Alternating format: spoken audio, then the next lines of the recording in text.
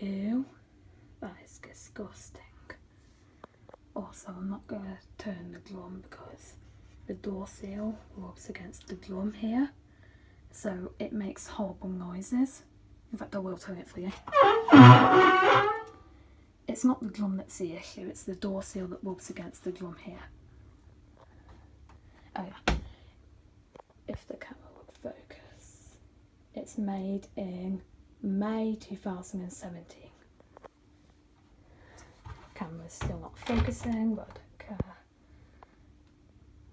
Well, whatever. And then we've got the kick plate.